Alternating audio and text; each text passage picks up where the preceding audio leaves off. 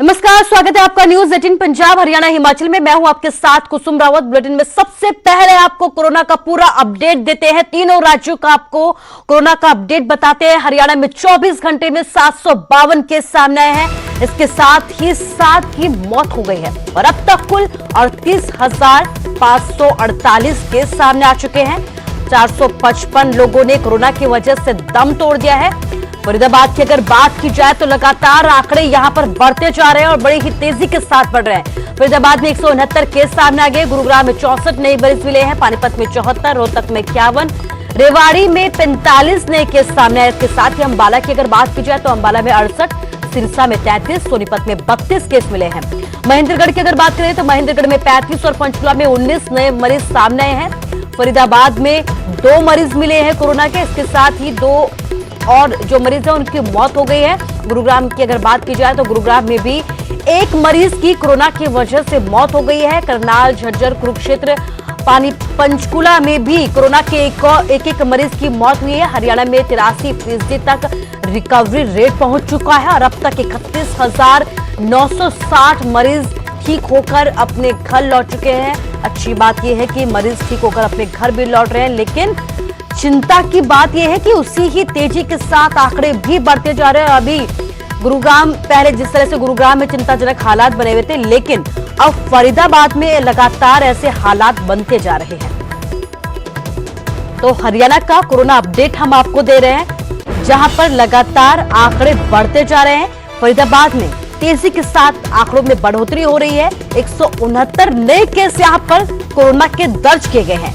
गुरुग्राम की अगर बात करें तो पहले गुरुग्राम नंबर 1 पर था हरियाणा में, लेकिन अब गुरुग्राम में स्थिति थोड़ा संभलती नजर आ रही है। पहले जहां 200-300 तक केस सामने आ रहे थे, अब 64 नए केस मिले हैं। पानीपत में 74, रोहतक में 51, रेवाड़ी में 45 केस सामने आए हैं। अंबाला में 68, सिरसा में 33 केस मिले हैं। इसके साथ ही सोनीपत से भी 32 केस दर्ज किए गए हैं कोरोना के। महेंद्रगढ़ की अगर बात करें तो महेंद्रगढ़ में 35 केस मिले हैं। पंचकुला में 19, फरीदाबाद में 2 मरीज की कोरोना की वजह से मौत भी हुई है। चिंताजनक बात यह है कि मौत के जो आंकड़े हैं फरीदाबाद में, उनमें भी बड़ी ही तेजी के साथ बढ़ोतरी होती जा रही है और अभी तक हरियाणा में मौत के आंकड़ों में सबसे ज्यादा जो मामले सामने आए हैं वो फरीदाबाद से ही सामने आए हैं। इसके बाद गुरुग्राम में भी 1 मरीज की कोरोना की वजह से मौत हो गई है। करनाल, झज्जर, पंचकुला, कुरुक्षेत्र में भी कोरोना की वजह से एक मरीज ने दम तोड़ दिया है।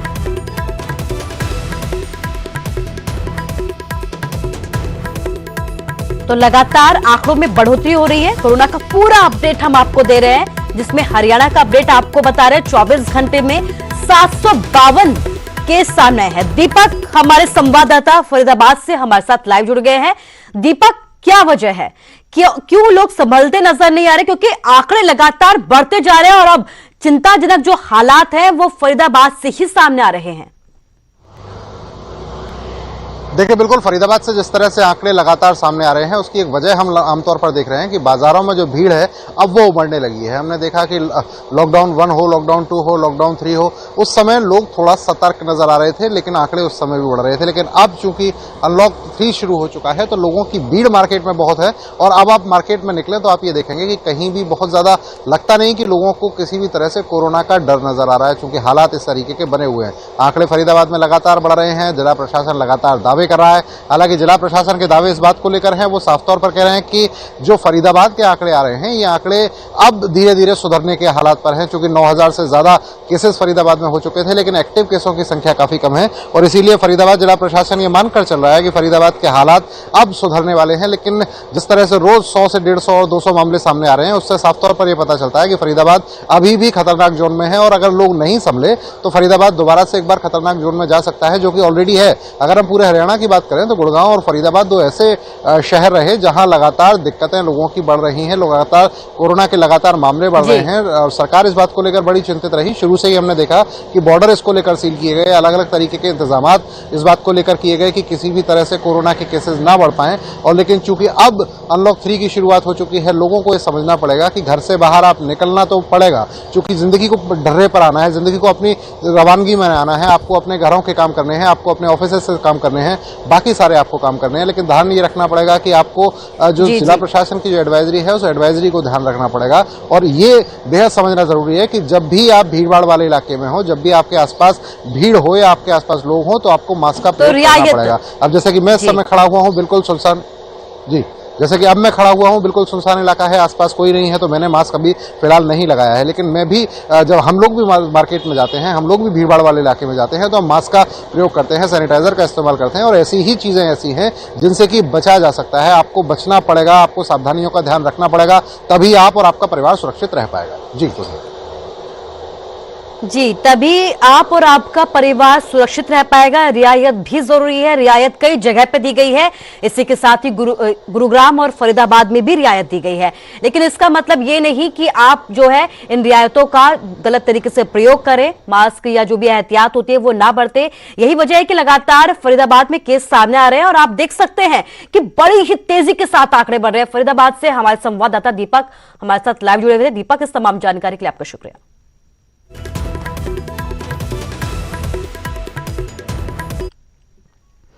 और चलिए हरियाणा के बाद आपको हिमाचल का पूरा अपडेट देते हैं। हिमाचल में 24 घंटे में 37 नए केस दर्ज किए गए हैं। चंबा से 17 केस सामने आए हैं। इसके साथ ही 24 घंटे में 52 मरीज डिस्चार्ज हुए हैं और अब तक कोरोना के कुल 2916 केस हिमाचल में हो चुके हैं। 1762 लोग ठीक हो चुके हैं। इसके साथ ही 1114 यहां पर एक्टिव केस है। तो जो डिस्चार्ज होने वाले लोग हैं, जो ठीक होने वाले लोग हैं, उनकी संख्या हिमाचल में ज्यादा है और जो आंकड़े हैं वो भी बढ़ते जा रहे हैं। हिमाचल में 24 घंटे में 37 नए केस दर्ज किए गए हैं। चंबा से ये केस सामने आए हैं, जिसमें सबसे ज्यादा चंबा से ही हैं।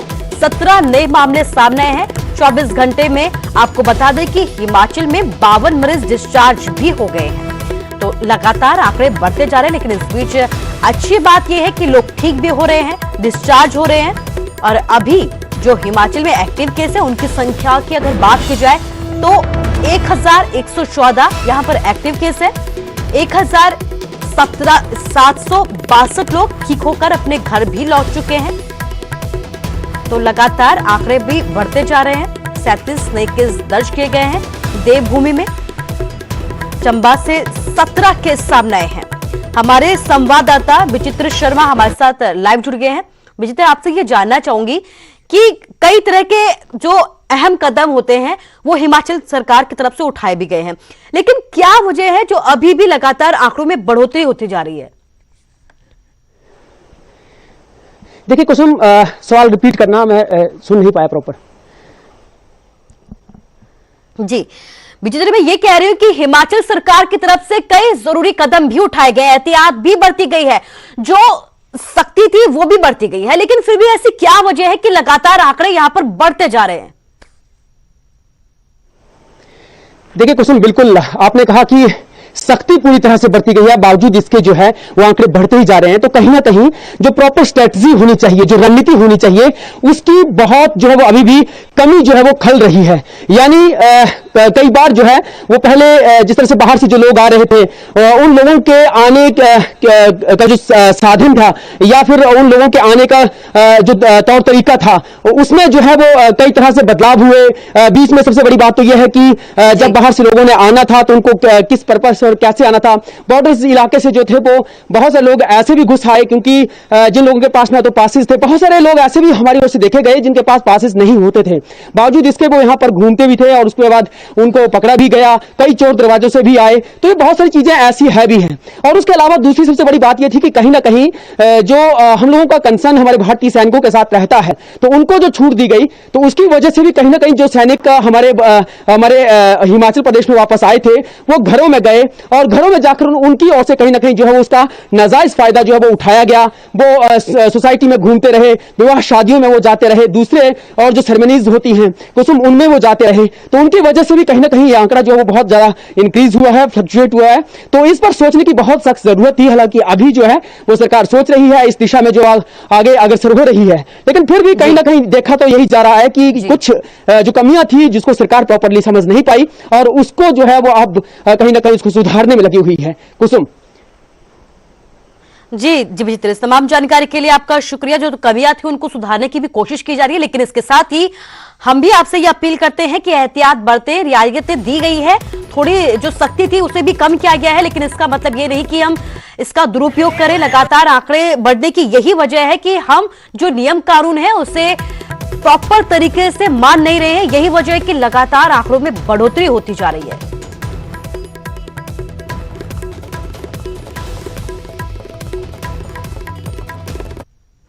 और हरियाणा और हिमाचल के बाद आपको पंजाब का हाल बताते हैं, लेकिन आपको बता दें कि पंजाब में कोरोना वायरस ने सारे रिकॉर्ड तोड़ दिए हैं और 24 घंटे में 29 की मौत यहां पर हो चुकी है। करीब 900 नए केस दर्ज किए गए हैं पंजाब में और अब तक कुल 451 की मौत हो चुकी है। 491 लोगों की यहां पर मौत हो गई है। करीब 20,000 केस दर्ज हो चुके हैं। लुधियाना में 9, पटियाला में 5 जो लोग हैं उनकी मौत हो गई है कोरोना की वजह से। जालंधर में 4 लोगों की मौत हुई है, गुरदासपुर में 3 और संगरूर में 2 लोगों ने कोरोना की वजह से दम तोड़ दिया है। अमृतसर, फरीदकोट, फिरोजपुर, कपूरथला में भी एक मरीज की कोरोना की वजह से मौत हो गई है। मानसा और रोपड़ में भी एक कोरोना मरीज ने दम तोड़ दिया है और पहली बार लुधियाना में एक दिन में 306 नए मामले दर्ज किए गए हैं। पटियाला में भी 24 घंटे में रिकॉर्ड तोड़ 184 केस सामने आए हैं। जालंधर की अगर बात करें तो जालंधर में 100 नए केस सामने आए हैं। अमृतसर में 67 केस दर्ज किए गए हैं कोरोना के। इसके साथ ही मोहाली में 62 केस मिले हैं, गुरदासपुर में 47 मिले हैं, बरनाला में 33 नए केस दर्ज किए गए हैं, मुक्तसर में 23 केस दर्ज किए गए हैं। तो बड़ी बात यह है कि अब पंजाब की बारी है, क्योंकि पंजाब में लगातार हालात बिगड़ते जा रहे हैं और 24 घंटे में 29 लोगों ने दम तोड़ दिया है कोरोना की वजह से और करीब 900 रिकॉर्ड तोड़ केस यहां पर सामने भी आए हैं। और अब तक आप देख सकते हैं कि पहले जिस तरीके से ये आंकड़ा 400 और 500, 600 के बीच घूम रहा था और अब सारे रिकॉर्ड तोड़ते हुए कोरोना करीब 900 केस सामने आए हैं। और सीएम के ओएसडी से उलझे यूथ कांग्रेस के प्रधान, मिलने का वक्त नहीं मिलने पर भड़क गए। सूत्रों के हवाले से यह खबर हम आपको दे रहे हैं, जिसमें एमपी सिंह और ढिल्लों के बीच तीखी बहस भी हुई है। ओएसडी एमपी सिंह ने मिलने के लिए जो है इनकार कर दिया, जिसके बाद वीरेंद्र ढिल्लों का फोन भी नहीं उठाया गया। सूत्रों के हवाले से ये खबर हम आपको बता रहे हैं, जिसमें ढिल्लों ने सीएम के आवास के बाहर विरोध जताया। पूरे विवाद के बाद वीरेंद्र ढिल्लों ने जो चुप्पी है वो साध ली है, मीडिया से बातचीत करने को भी तैयार नहीं है। तो विवाद हुआ और जमकर विवाद हुआ। सूत्रों के हवाले से एक खबर हम आपको दे रहे हैं। और जब विवाद की खबर सामने आई तो फिर चुप्पी साध ली, सीएम के ओएसडी से उलझ गए, मिलने का वक्त नहीं मिला था, जिसके बाद उलझते नजर आए, तीखी बहस हुई। सूत्रों के हवाले से खबर हम आपको बता रहे हैं, एमपी सिंह और ढिल्लों के बीच ये तीखी बहस हुई है, जिसमें ओएसडी एमपी सिंह ने मिलने से इनकार कर दिया था और इसी बात से ढिल्लों भड़क गए और इसके बाद दोनों के बीच तीखी बहस हुई। ढिल्लों का फोन भी नहीं उठाया। ढिल्लों ने सीएम आवास के बाहर इसके बाद विरोध प्रदर्शन किया। इस पूरे मसले पर विरोध भी जताया। खबर जब मीडिया में आई तो जो है बातचीत से इनकार कर दिया, चुप्पी साध ली इस पूरे मसले पर।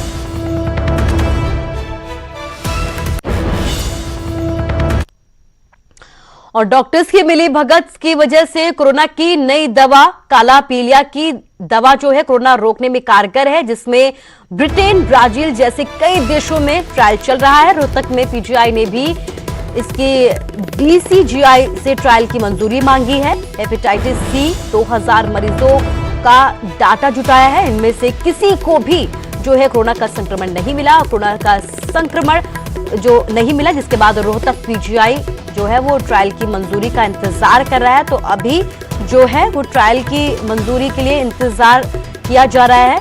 लगातार हर कोई अपनी तरफ से जो है वैक्सीन लाने की कोशिश में जुटा है। तो डॉक्टर्स को जो है कोरोना की नई दवा मिल गई है, लेकिन ट्रायल का यहाँ पर इंतजार किया जा रहा है। कहा यह जा रहा है कि काला पीलिया की जो दवा होती है वो कोरोना को रोकने में कारगर है। ब्रिटेन, ब्राजील जैसे कई देशों में इसका ट्रायल भी चल रहा है, लेकिन यहाँ पर जो मंजूरी है अभी वो नहीं मिल पाई है और रोहतक पीजीआई इसकी मंजूरी का इंतजार कर रहा है। डॉक्टर्स लगातार ये कोशिश कर रहे हैं कि किसी भी तरीके से कोरोना को मात दी जा सके, कोरोना की वैक्सीन तैयार की जा सके। और इस बीच डॉक्टर्स ने कोरोना की नई दवा मिलने का दावा किया है, जिसमें काला पीलिया जो दवा है, कहा यह जा रहा है कि वो भी कोरोना को रोकने में पूरी तरह से कारगर है, लेकिन इंतजार है तो ट्रायल की मंजूरी का। मेरे पास भी यहाँ मरीज आने शुरू हो गए थे कोरोना के, तो उसी चीज़ से एक लीड लेके, इल्म लेके हम लोगों ने जितने भी हमारे पास काले पीले के मरीज ट्रीटमेंट के ऊपर चल रहे हैं, हमने उनको फॉलो करना शुरू कर दिया था। और लगभग 4 महीने प्लस के ऊपर हमने इनिशियली 1500 के अंदर फॉलो करके देखा, अब पिछले एक हफ्ते के अंदर 500 और मरीजों को फॉलो करके देखा है, तो लगभग 2000 मरीजों के अंदर हमने आकलन किया। तो इसमें किसी को भी कोरोना संक्रमण अभी तक नहीं मिला कि उनको कोई ऐसे लक्षण आए हों या उनको एडमिट होने की जरूरत पड़ी हो। तो एक तरह का ये इनडायरेक्ट एविडेंस है, अप्रत्यक्ष प्रमाण है, ताकि इसके ऊपर आगे ट्रायल और हो सके और ट्रायल के ऊपर ये कंफर्मेशन होएगी। और जिन्हें बात सियासत की करते हैं, बड़ौदा उपचुनाव को लेकर बीजेपी की रणनीति सामने आई है। कृषि मंत्री जेपी दलाल को प्रभारी नियुक्त किया गया है। बीजेपी की तरफ से उपचुनाव में जेपी दलाल को बड़ी जिम्मेदारी बीजेपी की तरफ से सौंपी गई है। न्यूज 18 से खास बातचीत में कृषि मंत्री ने यह दावा किया है कि बड़े अंतर से उपचुनाव जीतेगी बीजेपी, बड़ौदा में जीत का परचम लहराएंगे। तो कृषि मंत्री जेपी दलाल की तरफ से दावा किया है कि बड़ौदा उपचुनाव में बीजेपी जीत का परचम लहराएगी, बीजेपी ही जीत दर्ज करेगी। हालांकि कांग्रेस भी जीत का दावा कर रही है, लेकिन इस बीच बड़ी बात यह है कि कृषि मंत्री जेपी दलाल को प्रभारी नियुक्त किया गया है, जिसके बाद उन्होंने जीत का दावा किया है और यह भी कहा है कि बड़े ही आंकड़ों के साथ, बड़े ही अनुपात के साथ बीजेपी बड़ौदा उपचुनाव में अपनी जीत दर्ज करेगी। बड़ौदा विधानसभा सीट पर उपचुनाव को लेकर राजनीतिक सरगर्मियां लगातार तेज हो रही हैं। भारतीय जनता पार्टी ने भी इसको लेकर कवायद शुरू की है। पार्टी ने कृषि मंत्री जेपी दलाल को चुनाव का प्रभारी नियुक्त किया है। सारी जिम्मेदारी चुनाव से संबंधित जो बड़ौदा चुनाव की है वो अब जेपी दलाल देखेंगे। किस तरीके से कार्यक्रम रहेगा, इस पर बात करने के लिए हमारे साथ खुद जेपी दलाल मौजूद है, उनसे बात करेंगे।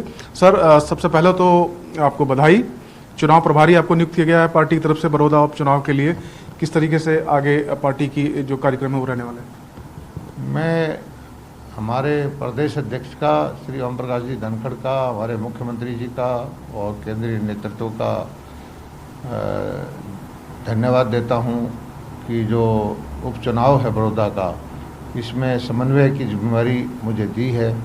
उपचुनाव तो कार्यकर्ता लड़ेंगे भारतीय जनता पार्टी के, और जेजेपी के साथ मिलकर हम चुनाव लड़ेंगे। दोनों पार्टियों के कार्यकर्ता मिलके गांव-गांव जाके पार्टियों का नीतियों का प्रचार करके, सरकार की उपलब्धियां बता के लोगों का दिल जीतने की हम कोशिश करेंगे। इंडियन नेशनल लोकदल के पास सीट रही है, आपकी पार्टी कभी वहाँ से जीती नहीं है। हालांकि पिछला जो चुनाव था उसमें मार्जिन जीत हार का बहुत ज़्यादा था नहीं, तो कितनी बड़ी चुनौती आप इसे समझते हैं और किस तरीके से जो चुनावी प्रक्रिया है या जो चुनाव प्रचार प्रसार का कार्यक्रम है उसको लेकर आप रणनीति बनाने जा रहे हैं और उसको लेकर क्या तैयारी आगे? देखिए, देश के अंदर भी एक वक्त था भारतीय जनता पार्टी के बहुत थोड़े सांसद होते थे। प्रदेश के अंदर भी ऐसा वक्त था कि हम जो है खुद सक्षम सरकार बनाने में नहीं होते थे, लेकिन हमारे दम पे दूसरी पार्टियों की सरकार बनती थी। जो भी हमारे से समझौता करता था उनकी सरकार बन जाती थी। लेकिन आज जो है परिदृश्य पूरी तरह से बदल चुका है। आज पिछले 6 साल में हरियाणा सरकार ने जो नीतियां बना के काम किया है, बगैर भेदभाव के, बगैर जात पात के, बगैर इलाकावाद के, बगैर क्षेत्रवाद के, हरियाणा एक हरियाणवी एक की नीति के तहत, उसका परिणाम ये है कि धीरे धीरे करके लोगों को समझ में आ गया है कि ये सरकार जो है पुरानी सरकारों से भिन्न है। पहले होता क्या था कि एक परिवार का शासन होता था, उसी परिवार के इलाके में विकास का सारा जो स्रोत थे, सारे सबका दोहन वहीं हो जाता था। जेपी दलाल कृषि मंत्री बता रहे हैं कि बड़ौदा उपचुनाव के लिए पार्टी पूरी तरीके से तैयार है और पूरे दमखम के साथ लड़के चुनाव भी जीतेंगे। और जहां तक किसानों की अध्यादेशों की बात है उसको लेकर भी पार्टी लगातार मंथन कर रही है और किसानों को इससे लाभ होगा, नुकसान नहीं। चंडीगढ़ से कैमरामैन सुखजिंदर सिंह के साथ मनोज कुमार, न्यूज 18। और अगले विधानसभा चुनाव से पहले भूपेंद्र सिंह हुड्डा कांग्रेस का दामन छोड़ देंगे, ये दावा किया है कैबिनेट मंत्री रणजीत सिंह चौटाला ने। हिसार में पत्रकारों से बातचीत में रणजीत ने कांग्रेस पर जमकर निशाना साधा। उन्होंने कहा कि कांग्रेस बिना नेतृत्व के काम कर रही है वहीं उन्होंने अपने विभाग की उपलब्धियां भी गिनवाई। इसके साथ ही रणजीत सिंह ने लोगों की समस्याओं का समाधान भी यहां पर किया है। बिना सेनापति के फौज की स्थिति क्या होती है, वो वैसी स्थिति होती है जैसे भेड़ बकरियों के झुंड के पीछे गडरिया नहीं हो तो वो इधर इधर चली जाएंगी, 50 किलोमीटर इधर, 30 किलोमीटर इधर, पता ही नहीं लगेगा कहाँ गई। हरियाणा के संदर्भ में मैंने पहले भी कहा था कि हुड्डा साहब भी मेरे देखो दोस्त हैं, अच्छे मित्र हैं, हम दोनों बहुत करीबी दोस्त रहे हैं और अब भी हैं। मैं तो कई बार उन्हें कहता हूँ कि जाना आपको भी पड़ेगा, कितने दिन बाद करें, अगले चुनाव से पहले हुड्डा साहब इस पार्टी में कोई गैरत वाला आदमी नहीं। और राम मंदिर को लेकर देश भर में उत्साह है। बीजेपी नेताओं और कार्यकर्ताओं ने भी पूजा पाठ किया। पंचकुला में बीजेपी कार्यालय में अखंड रामायण का पाठ किया गया। हरियाणा बीजेपी अध्यक्ष ओम प्रकाश धनखड़, केंद्रीय मंत्री रतनलाल कटारिया और विधानसभा अध्यक्ष भी पूजा और हवन में शामिल हुए। इस मौके पर बीजेपी कार्यकर्ताओं का जोश देखते ही बनता था। वहीं रतनलाल कटारिया ने कांग्रेस पर इस दौरान जमकर निशाने भी साधे। ओपी धनखड़ ने कहा कि आज का दिन बेहद ही ऐतिहासिक है और लंबे संघर्ष के बाद देशवासियों का सपना साकार हुआ है। आंखों से ऋषि शरीर से हम राम मंदिर को बनता हुआ देखेंगे। बहुत सौभाग्यशाली लोग हैं, बहुत पीढ़ियां हमारी बीत गई जो इस आंदोलन में थी, लेकिन वो अपनी आंखों से और अपने शरीर से सदैव इसका शिलान्यास होते हुए नहीं देख सके। हम उन सौभाग्यशाली लोगों में से हैं सब लोग जो आज एक भव्य राम मंदिर का शिलान्यास होते हुए देखेंगे और जो है इन्हीं आंखों से देखेंगे, इसी शरीर से देखेंगे किसी अगले जन्म की बजाय। तो हम बहुत राम मंदिर के निर्माण को लेकर पूरे देश में जश्न का माहौल है। अंबाला में गृह मंत्री अनिल विज ने भी लड्डू बांटकर जश्न मनाया। इस मौके पर विज ने शायराना अंदाज में कहा कि खत्म हुआ 500 साल का इंतजार, अयोध्या में बनना शुरू हो गया है राम का दरबार। सैकड़ों सालों की मेहनत अब रंग ला रही है। आज हर हिंदुस्तानी को बधाई है। वहीं अनिल विज ने कांग्रेस को भी निशाने पर लेते हुए कहा कि धर्म की राजनीति हमेशा कांग्रेस ने की है, बीजेपी तो सभी को साथ लेकर चलने वाली पार्टी है। ये जश्न लोग अपने दिल से मना रहे हैं, हर आदमी मना रहा है और हर आदमी आज खुशी से, उमंग से लबरेज है।